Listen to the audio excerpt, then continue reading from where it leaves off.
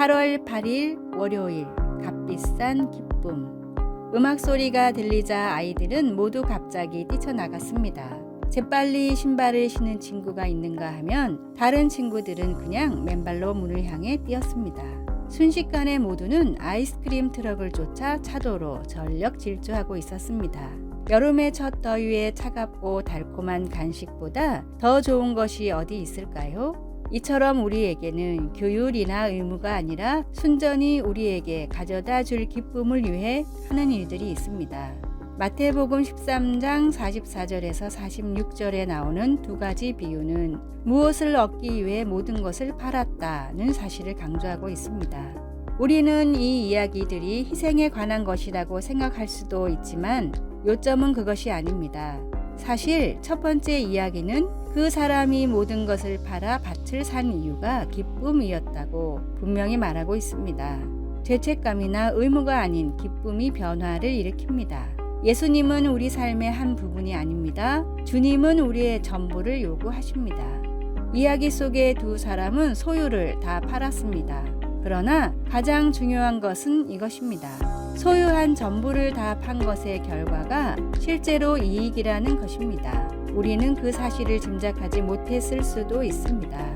그리스도인의 삶이 십자가를 지는 삶이 아닌가요? 네, 맞습니다. 하지만 우리가 죽으면 살고 목숨을 잃으면 얻습니다. 우리가 모든 것을 팔 때 우리는 가장 큰 보화인 예수님을 얻게 됩니다. 기쁨이 그 이유이고 그래서 순종함으로 반응하는 것입니다. 그럴 때 그 보상으로 예수님을 알게 되는 보화를 얻게 됩니다. 말씀. 사람이 이를 발견한 후 돌아가서 자기의 소유를 다 팔아 그 밭을 사느니라. 마태복음 13장 44절. 찬송 94장 주 예수보다 더 귀한 것은 없네. 기도. 예수님, 제 눈을 열어 예수님이 보화라는 것을 알게 하소서. 제 마음을 참되고 한결같은 기쁨의 근원 되시는 주님께로 향하게 하셔서 언제나 주님께 고정시켜 주소서. 모든 것을 주님께 드릴 수 있도록 은혜 내려 주소서. 아멘.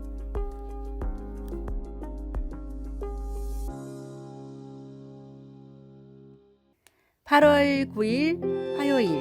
양같이 염소같이. 양은 기본적으로 게으르고 순합니다. 이런 천성 때문에 개에 이어서 두 번째로 가축화가 빨리 된 동물입니다.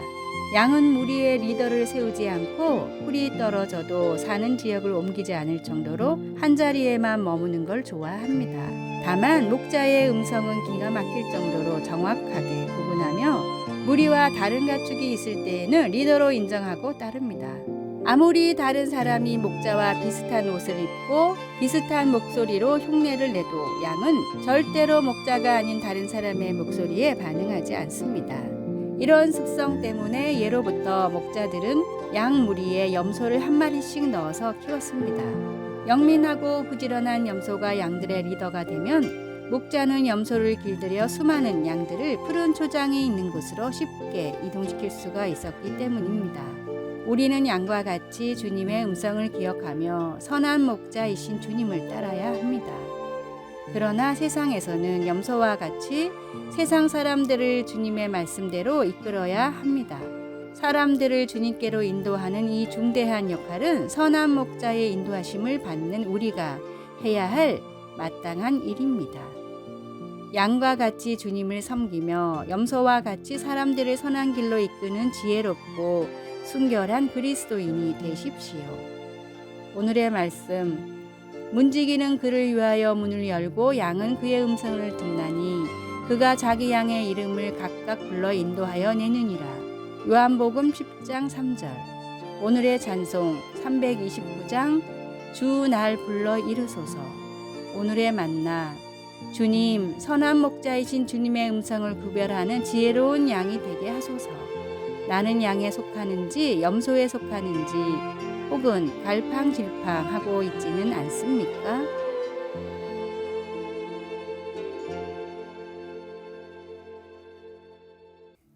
(8월 10일) 수요일.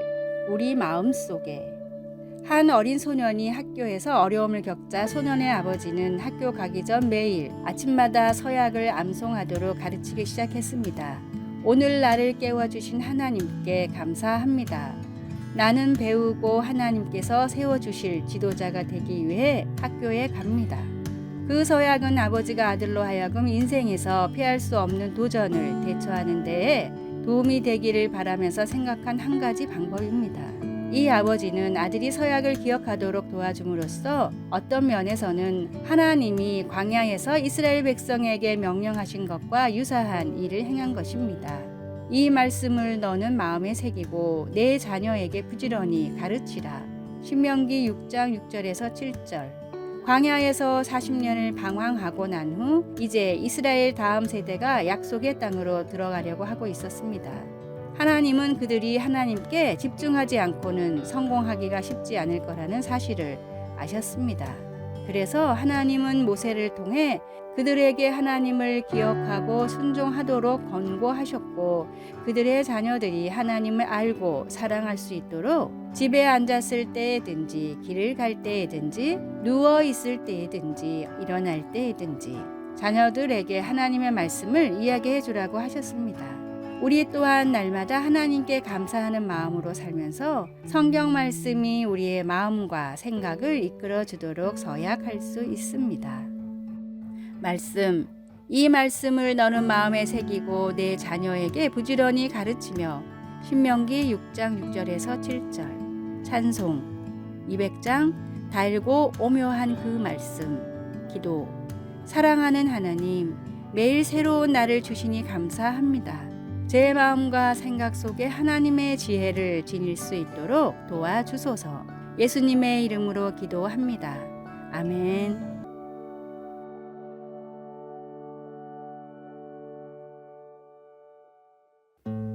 8월 11일 목요일 사랑의 물결. 코로나로 아버지를 잃은 영국의 매트 파울러는 큰 슬픔에 빠져 하루하루를 보냈습니다.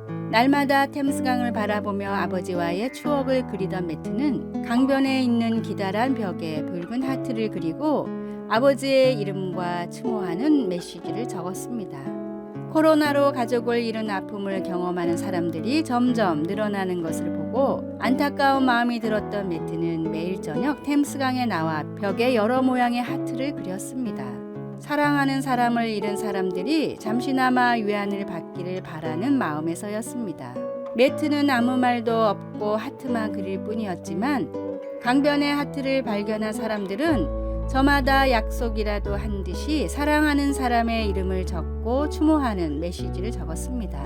몇 달 만에 템스강의 콘크리트 벽은 20만 개의 하트와 추모의 메시지로 가득했습니다. 전염병으로 인해 혼란한 시대에 많은 사람들이 고통과 고난을 겪고 있지만 그럼에도 그들이 가장 갈구하는 것은 바로 사랑이었습니다. 어려운 시대를 극복하며 이겨나갈 힘은 오직 사랑뿐입니다. 우리의 생명을 구원하고 영생을 허락하신 주님의 사랑이 모두가 어려운 이 시대를 극복하게 할 해답입니다. 세상에서 가장 크고 놀라운 주님의 사랑을 전함으로 주변 사람들을 위로하십시오.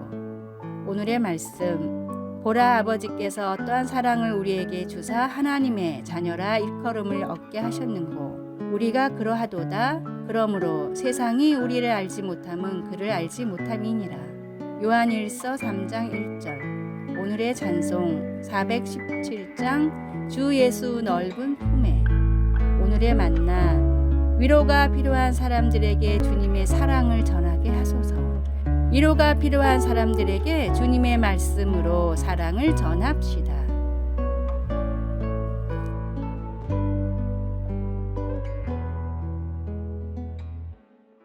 8월 12일 금요일 빛과 소금의 편지.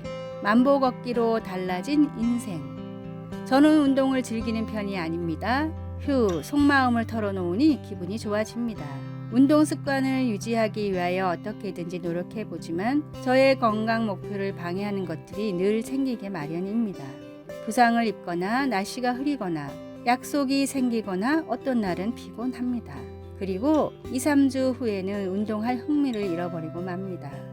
사실 저는 이것저것 안 해본 운동이 없습니다. 체육관에 가서 이름 모를 운동기구들을 이용하여 운동해 보기도 했습니다. 그러나 이런 노력에도 불구하고 그 어느 것도 꾸준히 할 수 없었습니다. 그러다가 드디어 제 마음에 쏙 드는 것이 있었으니 그것은 바로 걷기 운동입니다. 물론 걷기를 운동이라고 하기에는 좀 부족한 감이 없지 않습니다. 그러나 이것이 건강에 얼마나 큰 유익이 있는지에 대해서는 이야기할 수 있습니다. 8주 전부터 하루에 1만 보를 걷기 시작해서 지금도 계속하고 있습니다. 점점 더 강해지고 있습니다. 저 역시 스스로에게 놀라고 있습니다. 짐을 나르거나 몸을 많이 사용하는 직업을 가진 사람들은 1만 보 걷는 것을 그리 큰 육체적 활동으로 생각하지 않을 수도 있습니다. 하지만 하루 5시간 내지 8시간 사무실에 앉아서 일하는 저에게 1만 보는 대견한 일이 아닐 수 없습니다. 왜냐하면 이전에는 2,000보에서 3,000보 정도밖에 걷지 못했기 때문입니다. 아팠던 날이나 결혼식을 빼고는 1만 보 목표를 달성했습니다. 심지어 걷기를 빠뜨린 날도 과거 평균적인 걸음보다 더 많이 걸었습니다. 어떻게 이처럼 변할 수 있었을까요?